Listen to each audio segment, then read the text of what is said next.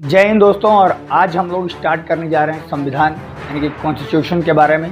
भारतीय संविधान एक ऐसा मूलभूत आवश्यकता है सभी लोगों के लिए, जिसको सबको पता होना चाहिए कि हम लोग को संविधान, हमारे संविधान में क्या है, किस बात की चर्चा है, संविधान क्यों बना, कब बना, कैसे बना, इन सभी चीज़ों के बारे में।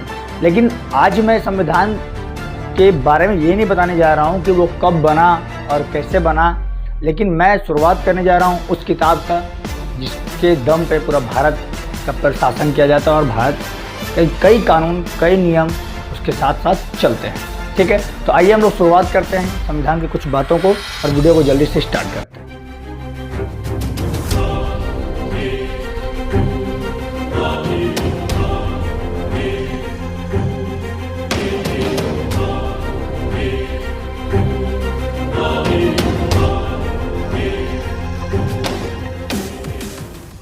तो यूं तो संविधान बनने में लगभग 2 साल 11 महीना 18 दिन का समय लगा था। संविधान लागू हो गया 1950 में यानी 1950 में। इससे पहले बहुत सारा नियम, कानून, कई लोग सभाएं हुई। सभा के प्रारूप समिति के अध्यक्ष भीमराव अम्बेडकर, बी आर अम्बेडकर रहे। संविधान सभा के प्रमुख अध्यक्ष डॉक्टर राजेंद्र प्रसाद रहे। तो आज मैं उन सभी चीज़ों का चर्चा नहीं कर रहा हूँ। मैं बात कर रहा हूँ संविधान के बारे में कि आखिर संविधान के बारे में पढ़ने से पहले हम लोग क्यों परेशान होते हैं, क्यों डरते हैं, उसके कितने आर्टिकल्स हैं, किस तरह से उसमें कई बात लिखे हुए हैं, और ये बात जानना कि संविधान में कई नियम कानून किस प्रकार से हमारे लिए लिखे गए हैं। क्योंकि संविधान, जो भारत का संविधान है, वो किसके लिए पता है? भारत के नागरिकों के लिए। क्योंकि प्रियम्बल जो सबसे पहले आता है, जिसको प्रस्तावना के नाम से जानते हैं, भारतीय संविधान का आत्मा कहा जाता है।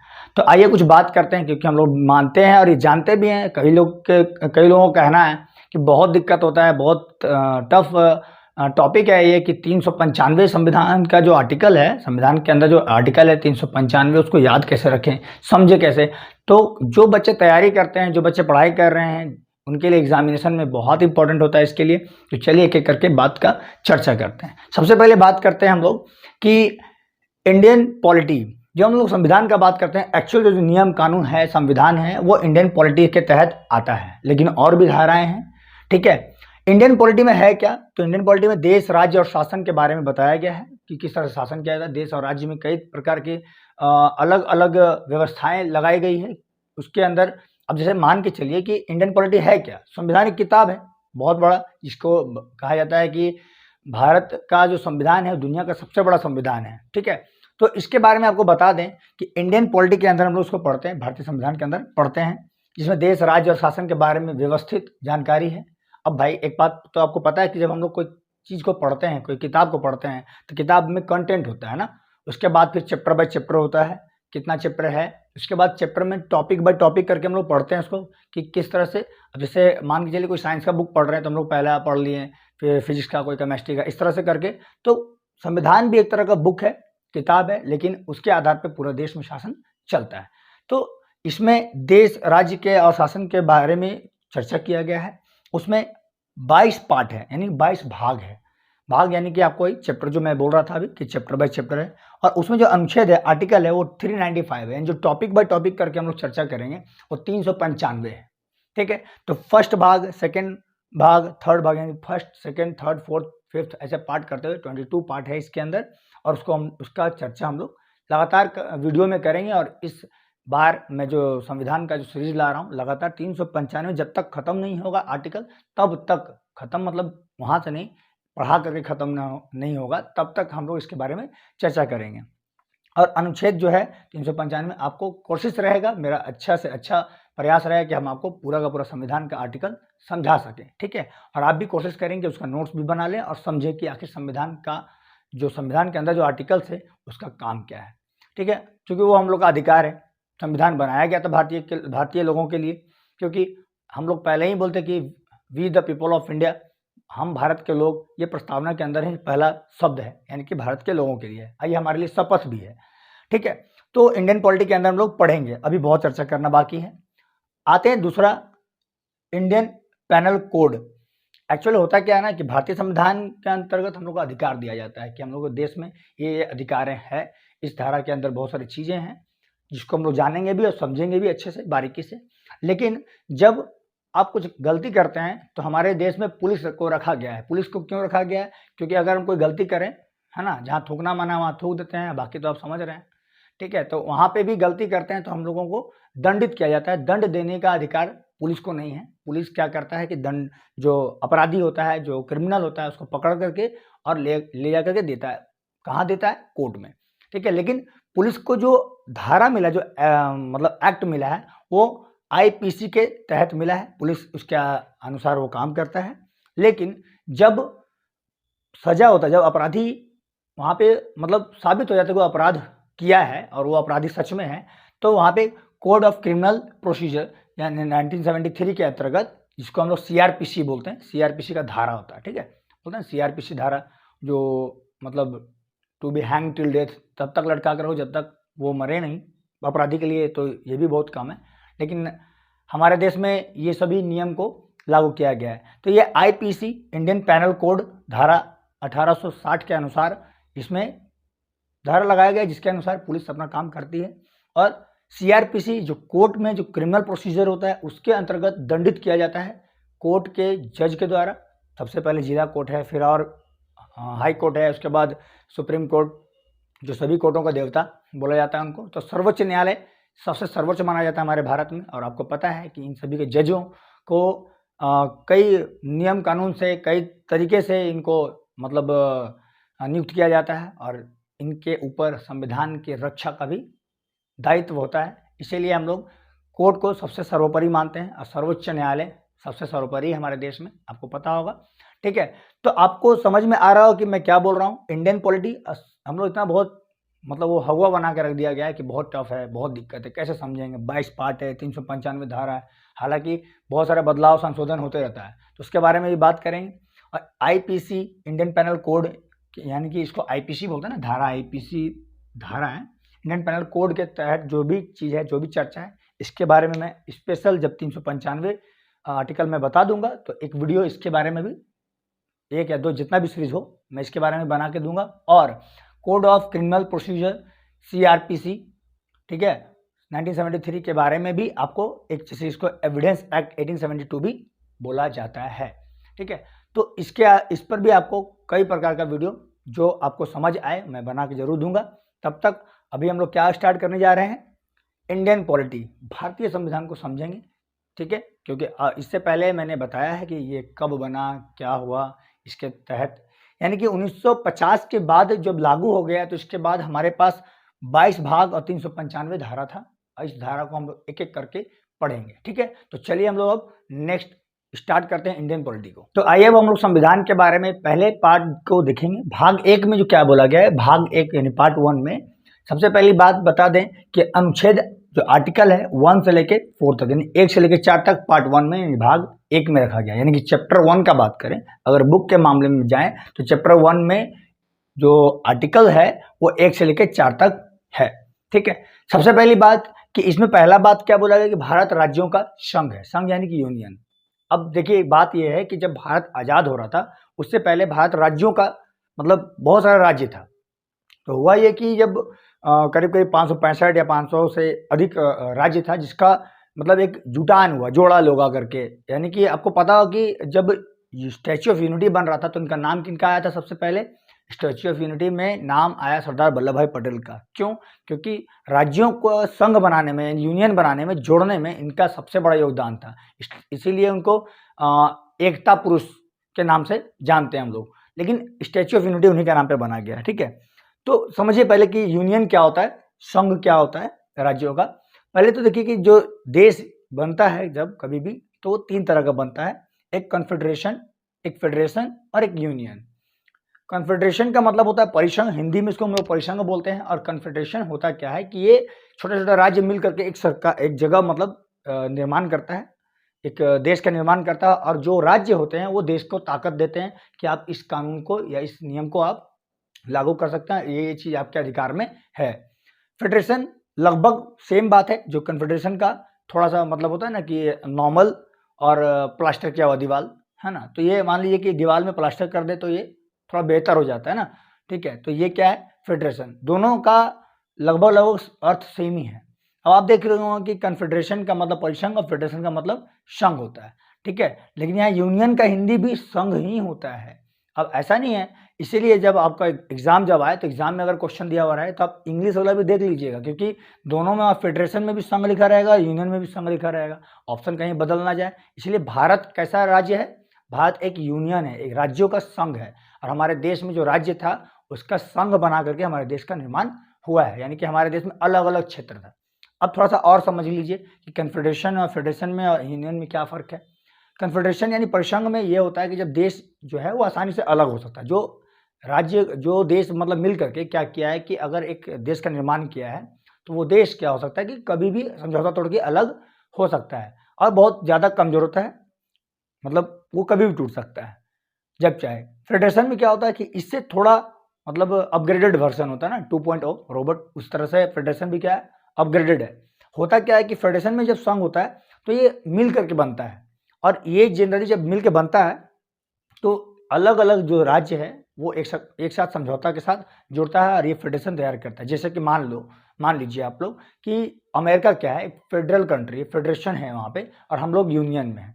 फेडरेशन देखिए, आज अमेरिका कई राज्यों का एक फेडरेशन बनाया हुआ है, और उसमें बहुत सारा समझौता के साथ वो सब जुड़े हुए हैं, और आज तक ऐसा टूट फूट नहीं हुआ उसके अंदर, क्योंकि ऐसा कहा जाता है कि जो एजुकेटेड लोग होते हैं, जनरली वहाँ पे एजुकेटेड हैं, बहुत ज़्यादा एजुकेटेड लोग हैं, तो उसके वजह से शायद वो सब चीज़ फेडरेशन सफल रहा। हमारे देश में कई लोग इलिटरेट भी हैं, पढ़े लिखे भी नहीं हैं, तो यहाँ पे थोड़ा सा अलग अलग जाति, धर्म, बहुत तरह की चीज़ें सामने देखने को मिलता है, तो भारत को टूटने का डर ज़्यादा सता सकता है या टूट सकता है, ठीक है। क्योंकि भारत पहले अखंड भारत था, आपको पता होगा कि भारत एक अखंड देश था, जिसमें फिर बाद में टूटते हुए अफगानिस्तान, पाकिस्तान, बर्मा और भी कई देश बना, ठीक है। लेकिन पहले भारत क्या था? अखंड भारत था, ठीक है। तो हम लोग बात करेंगे, चर्चा करें अखंड भारत के बारे में, क्या अखंड भारत था, ठीक है। लेकिन अभी बात कर ले हम लोग कि कन्फेडरेशन के बाद फेडरेशन, और भारत क्या है? एक यूनियन है।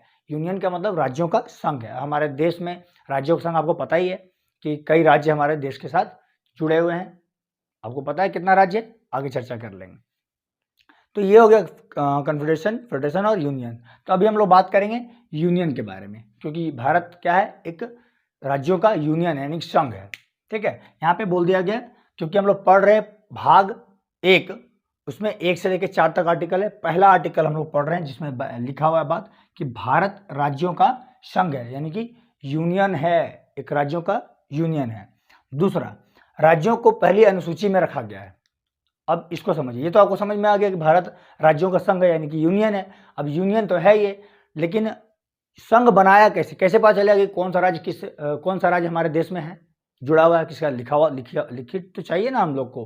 होता है ना कि मतलब लिखतम के सामने बख्तम नहीं चलता, तो लिखा होना जरूरी है ना। तो राज्यों को पहली अनुसूची में रखा गया है। अनुसूची क्या है? शेड्यूल क्या है? आप समझिए इसको। जैसे कि अगर हम लोग कोई बड़ा घर बनाते हैं तो क्या होता है, पहला रूम में आए तो रूम में आने के बाद क्या होता है कि हम लोग को पता नहीं होता कि हॉल किधर है, किचन किधर है, तो वॉशरूम किधर है, बाथरूम किधर है, छत किधर है और गेस्ट रूम किधर है, ऐसा नहीं पता होता। तो हम लोग फर्स्ट रूम में जब आते हैं तो हम लोग को लिख दिया जाता है कि इधर चले जाओ, या कोई बता देता है कि इधर चले जाओ। कोई हॉस्टल वगैरह में जाते हैं, कोई स्कूल में जाते हैं, कोई कॉलेजेस में जाते हैं, या कहीं जाते हैं तो लिखा होता है एग्जिट, मतलब यहाँ से निकलना है, इधर जाइए तो आपको ये मिल जाएगा, उधर जाइए तो आपको वो मिल जाएगा, डायरेक्शन दिया होता है। तो हमारी किताब जो भारतीय संविधान जो है एक रिस्पेक्टेड किताब है, वो एक तरह से बोल सकते हैं, जिसके आधार पे हमारा देश चल रहा है, ठीक है। तो उसमें जो लॉ कानून लिखा है, पहला अनुसूची में देश राज्यों का नाम वहाँ पे लिखा गया है। तो वहाँ पे शेड्यूल में जाकर आप देखिए तो हर राज्यों का नाम वहाँ पे उस तरह से लिख दिया गया है। तो इसलिए राज्यों को पहले अनुसूची में रख दिया गया कि कौन सा राज्य हमारे देश में है, वहाँ पे लिखा हुआ है। अब राज्य का बात किया तो पहला जो फर्स्ट आर्टिकल है उसमें बताया गया कि राज्य को किस कैटेगरी में बांटा जाएगा, कौन से कैटेगरी में इसको रखा जाएगा, कैसे बांटा जाए इसको। तो आपको पता है कि तो इसका 3 कैटेगरी बताया गया कि हमारे देश में जो बड़ा क्षेत्र है, जिसका अपना खुद का ताकत है, जैसे कि राजस्थान हो गया, यूपी हो गया, बिहार हो गया, मतलब बड़ा जो क्षेत्र में बंटा हुआ है, ठीक है, जिसका खुद का सीएम और सब जो भी क्षेत्र है जिस पर शासन किया जाता है, तो उसको स्टेट में बांटा जाएगा। और इसकी संख्या कितना है अभी? 28, ठीक है। अब दूसरा है केंद्र शासित राज्य। केंद्र शासित यानी कि अगर हम बात करें वर्तमान में 28 है, आगे कुछ भी हो सकता है, ठीक है, क्योंकि हम लोग का आपको पता है कि हमारा जो भारतीय संविधान है वो फ्लेक्सिबल है, यानी कि लचीला ज़्यादा फ्लेक्सिबल है, तो बदलाव होते रहता है, संशोधन होते रहता है, कई कानून पास होते हैं, लोकसभा राज्यसभा मिला करके कानून पास किए जाते हैं, इसके बारे में चर्चा बाद में करेंगे। केंद्र शासित राज्य जिसकी संख्या अभी वर्तमान में 8 है, और अर्जित किया हुआ क्षेत्र, अर्जित किया हुआ क्षेत्र का मतलब जीता हुआ क्षेत्र। तो भारत के पास तो अभी कोई जीता हुआ क्षेत्र नहीं है, भारत कहीं जाके हमला कर करके ऐसा नहीं ले लिया कि भाई हमको दे दो, ठीक है। तो ऐसा कुछ नहीं है कि अब जैसे अभी बलूचिस्तान का मांग उठ रहा है, और भी जैसे कि देश है जिसके ऊपर, जैसे अभी बांग्लादेश का 1971 में भारत बांग्लादेश को आज़ाद कराया मिल करके, उसका सहायता करके। तो अगर भारत बोलता वहाँ पे कि भारत मेरा वो अधिकार है वहाँ पे बांग्लादेश में, यानी कि वो जिसको हम जितने मदद किए, क्योंकि लड़ाई तो उस समय हम लोग भी लड़े थे, 1971 में भारत भी लड़ा था बांग्लादेश के लिए। तो जब ऐसा हुआ तो भारत अगर बोलता कि बांग्लादेश पे मेरा अधिकार है, तो क्या हो जाता है वो पता है आपको? भारत का वो अर्जित किया हुआ क्षेत्र हो जाता है, यानी कि अर्जित मतलब कमाया हुआ क्षेत्र बोल सकते हैं। तो अभी ऐसा कुछ नहीं है, तो यहाँ इसका संख्या क्या है? 0 है, यानी कि 1 भी नहीं है। चर्चा करेंगे क्या है नहीं है, ठीक है। तो ये 3 प्रकार से क्षेत्र में इसको बांट दिया गया है। आपको कन्फेडरेशन, फेडरेशन और यूनियन के बारे में बता दिए, ठीक है। तो भारत एक संघीय क्षेत्र है, संघीय देश है। सिर्फ देश नहीं बोल सकते हैं, ये राज्यों का संगठन है, यूनियन है, इसलिए इसको एक देश बोला गया। और हम लोग का देश जो है यूनियन यानी संघ से चलता है। दूसरी बात, इन लोगों में देश आसानी से अलग हो सकता है, यूनियन में ऐसा नहीं है। अगर ऐसा होता तो कई राज्य का मांग उठा, तमिलनाडु के पर विचार हो रहा था, मतलब विवाद हो रहा था। फिर आप देखिए पश्चिम बंगाल में कभी कभी छोटा मोटा बात उठ जाता है, 7 बहनों के नाम से जिनको जाना जाता है, असम, नागालैंड, मणिपुर, ये सभी का 7 बहनों के नाम से भी जाना जाता था। तो ये भी मतलब विवाद हुआ था, थोड़ा बहुत मांग इनका भी उठा था कि हमको अलग होना है, ऐसा कुछ करके। और जम्मू कश्मीर का किस्सा तो आपको पता है, कई बार हम लोग पाकिस्तान से लड़ चुके हैं। आधा कश्मीर तो POK, बाकी कश्मीर हम लोग के पास, हालांकि पूरा का पूरा POK और कश्मीर पूरा हम ही लोग का है, लेकिन वो तो आगे भविष्य का सरकार का मुद्दा है, वो क्या करेंगे नहीं करेंगे, ठीक है। तो हम लोग आर्टिकल 1 को समझ लिए कि आर्टिकल 1 में बताया गया कि भारत राज्यों का एक संघ है, यूनियन है, और राज्यों को पहली अनुसूची में रखा गया कि कौन सा राज्य हमारे देश में है, सच में हमारे अधिकार में। और 3 प्रकार से राज्यों को क्षेत्र का बंटवारा किया गया कि ये क्षेत्र उस राज्य का है, ये क्षेत्र उस राज्य का है। आपको पता होगा ऐसे भी अभी हर क्षेत्र में, हर राज्य में विवाद कुछ ना कुछ लेके चलता रहता है, क्योंकि हम लोग का देश में अलग अलग भाषा, अलग अलग क्षेत्र, अलग अलग संस्कृति, कहीं आदिवासी हैं, कहीं पंजाबी हैं, कहीं बिहारी, बहुत मतलब अलग अलग तरह का कल्चर है सब जगह, दक्षिण भारत, उत्तर भारत, पूर्वी भारत, लेकिन भारत एक है जिसको हम लोग अखंड भारत बोलते हैं, ठीक है। तो राज्य, केंद्र शासित राज्य और अर्जित यानी जीता हुआ क्षेत्र बोल सकते हैं, अर्जित किया हुआ क्षेत्र, ये 3 के बारे में आपको समझा दी। तो आइए अब हम लोग चलते हैं आर्टिकल 2 की तरफ। आर्टिकल 1 तो आपको अच्छे से समझ में आ गया होगा, अगर नहीं समझ में आ रहा तो आप कमेंट बॉक्स में जरूर बताइए। तो ठीक है, चलिए आर्टिकल नंबर 2 की तरफ चलते हैं कि क्या बोला जा रहा है उसमें। अब आइए हम लोग आर्टिकल 2 को समझते हैं। आर्टिकल 2 में क्या बोला गया, यानी कि हम लोग चैप्टर जो पढ़ रहे हैं बुक के हिसाब से, उसमें आर्टिकल 1 तो हम लोग समझ गए कि जो भारत है वो राज्यों का यूनियन है, ठीक है, यानी कि संघ है। आर्टिकल 2 में देखिए क्या बोला जाता है। आर्टिकल 2 में बोला गया कि संसद, जो हमारे भारत देश का जो संसद है, संसद में लोकसभा और राज्यसभा 2 भाग में बटा हुआ है। आपको पता है कि अपर हाउस और लोअर हाउस है हमारे यहाँ, ठीक है। उसमें संसद का जो प्रमुख नेता जो होते हैं वो प्रधानमंत्री होते हैं, आपको पता है, जिसमें चुनाव होता है और जिसमें सबसे ज़्यादा सांसद जिनका होता है उनको PM यानी प्राइम मिनिस्टर के रूप में चुना जाता है। लेकिन हमारे देश में संसद में जब कानून बनता है, नियम बनता है, तो सभी के सहमति से बनता है। सभी जो सांसद होते हैं वो वोटिंग करते हैं, और बहुत सारे जिनका मतलब वोटिंग में जो बात पे सहमति बन जाती है वहाँ पे कानून बन जाता है। दोनों हाउस से पास होता है, अपर हाउस और लोअर हाउस दोनों से पास होता है, ठीक है। लोकसभा और राज्यसभा दोनों से पास किया जाता है, तब जाकर के हमारे देश में कानून बनता है। उसी प्रकार यहाँ पे एक और चीज भी बात है कि संसद अगर चाहे तो किसी भी विदेशी देश को अगर वो मिलना चाहे तो, हड़प के नहीं, अगर वो मिलना चाहे तो संसद अगर नियम के साथ, कानून के साथ उसको अपने देश में जोड़ सकता है। यानी कि दूसरा जो आर्टिकल 2 है वो क्या बता रहा है हम लोग को कि संसद राष्ट्रपति के पूर्व अनुमति पर किसी विदेशी राज्य को या देश को मिला सकती है, ठीक है। यानी कि आर्टिकल 2 में साफ साफ लिख दिया गया है कि अगर हम किसी भी किसी भी देश को या कोई राज्य अगर हमारे देश में मिलना चाहता है तो उसको वेलकम है, क्योंकि हम लोग का देश है अतिथि देवो भव। अब अतिथि आए, अगर यहाँ रहना चाहें, अगर हमारे देश में सबसे बेहतर है तो हम लोग उसको वेलकम करते हैं हमेशा, ठीक है। और हमारा देश मतलब सभी सभी का वेलकम करती है। और आपको पता है कि भारत ऐसा देश है कि जो लोग यहाँ आए वो लोग सभी मतलब प्यार से रहे और अच्छे से हमारे देश के लिए सेवा किए, क्योंकि हमारा देश उनका भी सेवा उतना ही करता है, उनको भी उतना ही मानता है जितना मतलब अपने देश के लोगों को मानता है। तो चलिए आपको एक बात बता दें, ठीक है। तो संसद राष्ट्रपति के पूर्व अनुमति पर किसी विदेशी राज्य को मिला सकती है, ठीक है। ऐसा हुआ था, कब हुआ था? 16 मई 1975 को सिक्किम को भारत अपने राज्य में, अपने देश में मिला लिया, ठीक है। लेकिन हुआ क्या था कि 1959 में तिब्बत पर चीन जो है वो कब्जा कर लिया। तिब्बत पर किसका कब्जा है आपको पता है? चीन का, ठीक है। तो 1959 में चीन जो है वो तिब्बत पर कब्जा कर लिया। आपको पता होगा कि सिक्किम हमारा हिस्सा नहीं था पहले। सिक्किम जो है ना हमारा पूर्वी भारत में एक छोटा सा राज्य है जिसका नाम सिक्किम है, और वो हमारे देश में नहीं था पहले वो, ठीक है। जब 1959 में तिब्बत पर हमला चीन किया और करके उसको मतलब अपने कब्जे में कर लिया, तो उसमें कुछ लोग थे, सभी को जिधर तिधर भगा दिया गया, मतलब मार के बहुत पीटा, मतलब समझ लीजिए कि उसके ऊपर बहुत ज़्यादा जाति हुआ, सब हट गया लोग। तो वहाँ पे संख्या, इतना जनसंख्या कम हो गया कि वहाँ के लोग मतलब अपने आज़ादी के लिए बात रख ही नहीं पाते, और शायद आज भी नहीं, कभी कभी बात उठता है तिब्बत के आज़ादी के लिए। तो उस समय क्या हुआ कि सिक्किम एक अलग देश था या एक राज्य था अलग खुद का, जिसका खुद का मतलब वजूद था।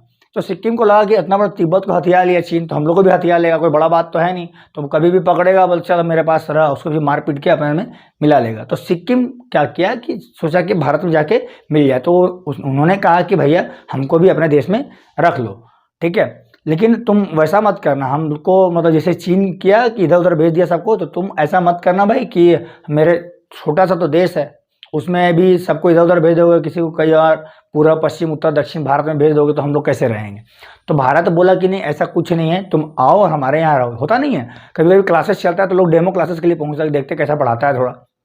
सिक्किम भी वैसे ही किया, ठीक है, कि मतलब हम लोग टीचर को चेक करते हैं कि अच्छा पढ़ा रहे कि नहीं, तो डेमो क्लास करने के लिए चले जाते, 3 दिन 4 दिन के लिए डेमो करके भी चले आते। हालांकि जो सिक्किम था वो हमारे भारत में मिल गया। कब मिल गया? नियम के अनुसार मिला, ऐसे नहीं कि आगे बस हमको भी रहने दो, ऐसा कुछ नहीं हुआ।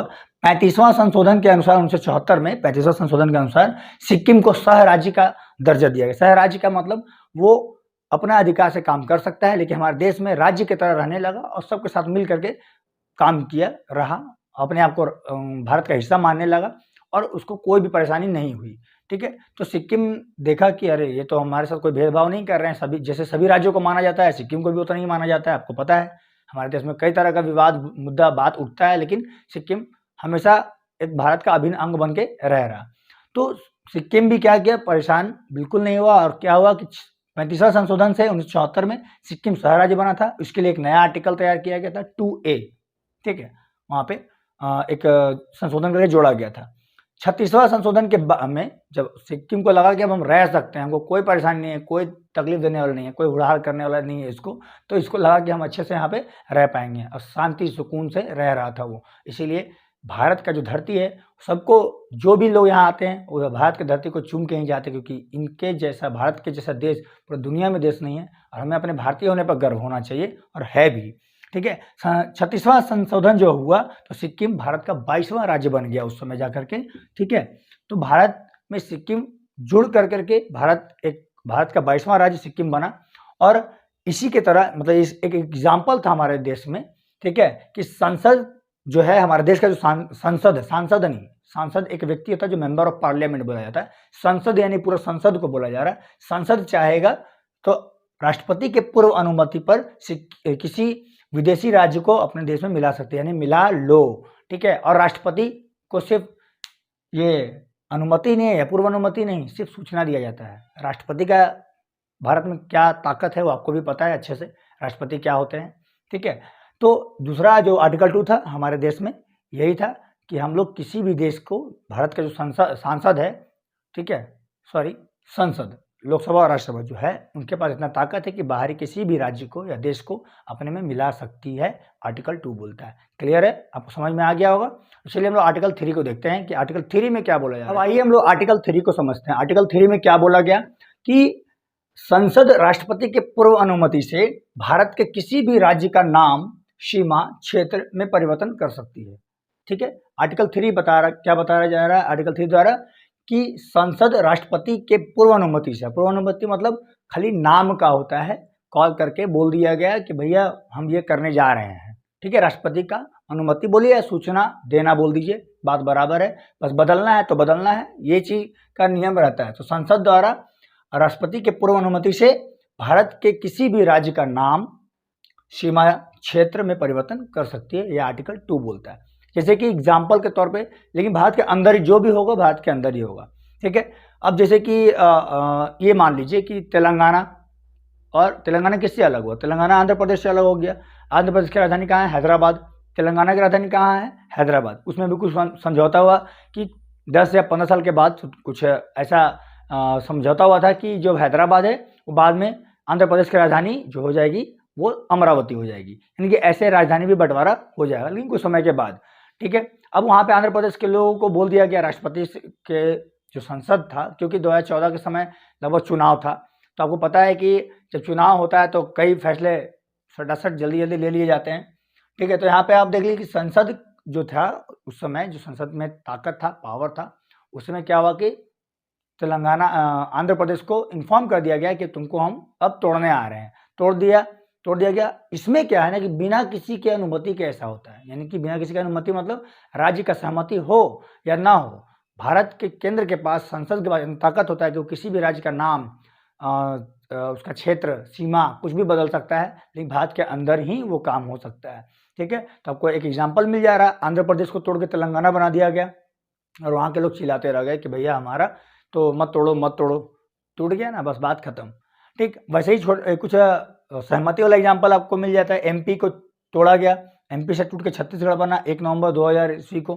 ठीक है। यूपी से उत्तराखंड टूटा, उत्तराखंड पहले उत्तरांचल था, बाद में उत्तराखंड इसका नाम बदला गया, है ना, तो नाम भी बदल रहा है, यहाँ पे आप देख रहे हैं आर्टिकल 3 के अंतर्गत ही आता है, नाम बदल दिया जा रहा है, ठीक है। 9 नवंबर 2000 ईस्वी को झारखंड, बिहार से अलग हुआ झारखंड, और 15 नवंबर 2000 ईस्वी को। आपको बता दें कि ये सभी बंटवारा, सीमा क्षेत्र का बंटवारा या नियम जो वहाँ पे नाम है उसका बंटवारा या कुछ भी परिवर्तन करना है, इसका जिला उठा के उसको हम दे दिए, उसका मतलब तोड़ फोड़ जितना होता है राज्य के अंदर वो आर्टिकल नंबर 3 के अंतर्गत ही आता है। जैसे कि जम्मू कश्मीर के लोग के बारे में अगर बात करें तो धारा 370, 35A, ये सभी के कानून को मतलब पूरा कि ऐसा पहले से लिखा हुआ था, तो ये था वो था, लेकिन ये नहीं पता कि पहले तो जम्मू कश्मीर एक राज्य भी था, अब तो राज्य नहीं रहा, उसको केंद्र शासित राज्य बना के छोड़ दिया गया, अब बोलता हमको राज्य का भी दर्जा मिल जाए, ऐसा कुछ करके। तो जम्मू कश्मीर को तोड़ दिया गया। आपको पता है हमारे देश में 28 राज्य और 8 केंद्र शासित राज्य हैं, और भी चर्चा आप कर सकते हैं, इसके बारे में पढ़ सकते हैं, अभी इस पर बहुत सारा विवाद भी चल रहा है, ठीक है। तो जम्मू कश्मीर के लोगों को पता ही नहीं था, बस संसद में गया और पास हो गया। आपको पता है कि धारा 370 वहाँ से हटा दिया गया, धारा 370, 35A भी है, और भी बहुत सारा धारा है जिसपे बात चर्चा चल भी रहा, ठीक है। तो ये हमारा आर्टिकल 3 में ही लिखा हुआ था कि संसद द्वारा ये सभी चीज़ें किया जा सकता है, किसी का नाम बदल सकते हैं, जैसे कि इलाहाबाद का नाम पता है प्रयागराज हो गया, आपको पता है पहले से, ठीक है। लेकिन इसी बीच में एक केस था, बेरुबरी केस। ये बेरुबरी जो है वो वेस्ट बंगाल का एक गांव है, ठीक है। तो उस समय 1960 में एक केस कर दिया गया, क्योंकि जब पार्टीशन हो रहा था, जब बंटवारा हो रहा था पाकिस्तान और भारत का ऐसा करके, तो रेडक्लिफ, सिरिल रेडक्लिफ एक इंसान का नाम है, ठीक है, सिरिल रेडक्लिफ आए थे। तो वो क्या किया कि एक भारत का मैप लिए और ऐसे ऐसे करके बांट दी कि ये तुम्हारा बांग्लादेश हो गया, ये तुम्हारा क्या हो गया भाई कि ये तुम्हारा पाकिस्तान हो गया। अब बंटवारा के लिए क्या था, होता नहीं है कि जब दो भाई में झगड़ा होता तो अमीन आ जाता है बंटवारा करने के लिए, या फिर कोई बाहरी लोग 5 को पंचायत को बुला दिया जाता, तो तो ऐसा हो तो ऐसा हो करके इसके बांट देता है ना। इस तरह से बात करके क्या करता है कि चलो भाई अलग अलग भाग में बांट दिए। अब बटा जिसका इसका लोटा थारी जिधर रह गया उधर ही रह गया, है ना, बीच में दीवार पड़ गया, ये तुम्हारा है ये तुम्हारा है। लेकिन यहाँ पे यही हुआ कि रेडक्लिफ का कुछ तो था नहीं अपना, बस उनको मानचित्र दिया गया और वो क्या किया पुलिस स्टेशन को मिला करके एक अलग इधर यहाँ मिला के बंटवारा कर दी। इसी विवाद में बेरुबरी गांव फंस गया, क्योंकि बेरुबरी में 90%, 80 से 90% मुस्लिम था और उसका मन था कि हम बांग्लादेश में रहते या बांग्लादेश में होते, लेकिन वो आ गया वेस्ट बंगाल में।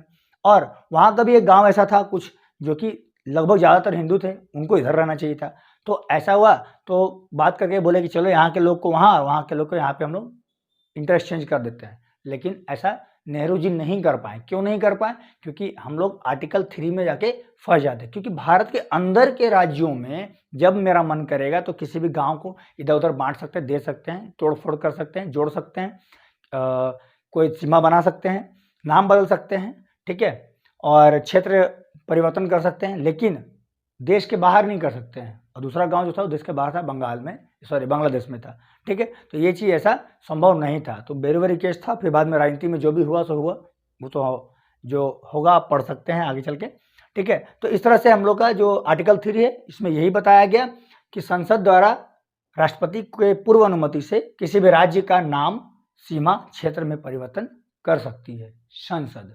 ठीक है, तो चलिए हम लोग आर्टिकल नंबर 4 खत्म करेंगे और पार्ट 1 हमारा खत्म हो जाएगा। पार्ट 1 यानी भाग 1, जो संविधान का भाग 1 है वो क्लियर हो जाएगा। तो चलिए हम लोग आर्टिकल 4 की तरफ चलते हैं, क्या अब आइए हम लोग आर्टिकल 4 को देखते हैं। आर्टिकल 4 में क्या है कि भाग 1 का आखिरी है, क्योंकि भाग 1 में 4 था, 4 आर्टिकल, 1 2 3 हम लोग पढ़ लिए। चौथा में बहुत ही आसान है, आसान शब्दों में भी है, और समझिए आप कि अनुच्छेद 2 तथा 3 के, अनुच्छेद 4 में बोला गया है कि अनुच्छेद 2 तथा 3 के संशोधन को 368, जो अनुच्छेद 368 के बाहर रखा गया है।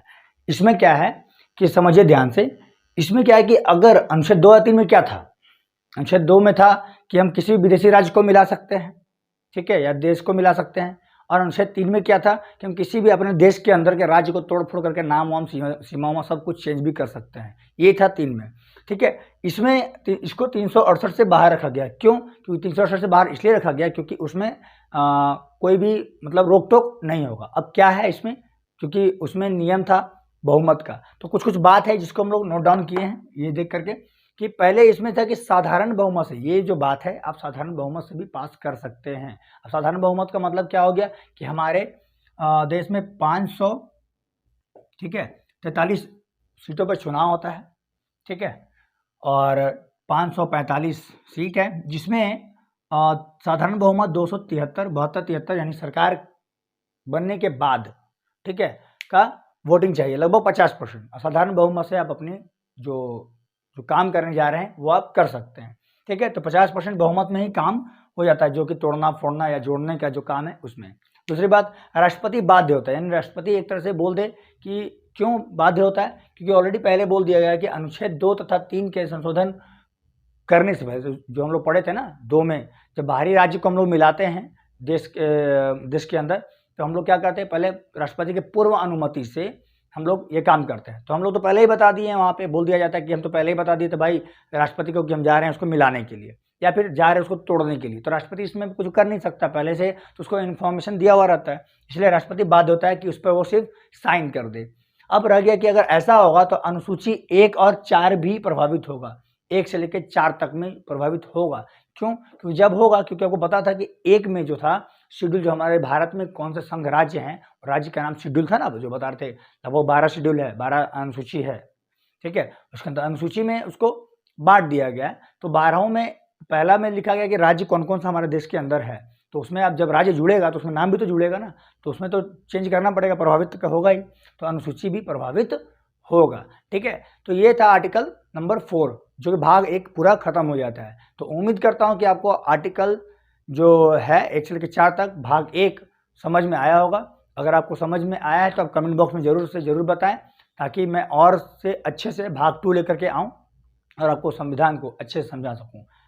आपसे रिक्वेस्ट है कि संविधान को अच्छे से पढ़िए और समझिए कि हमारे देश में किस तरह की चीज़ों को बदलाव किया जाता है, कैसे बदलाव होता है, और हमारा कानून और नियम जानना आपका अधिकार भी है और जानना भी चाहिए। तो तब तक के लिए हम लोग जय हिंद, जय भारत।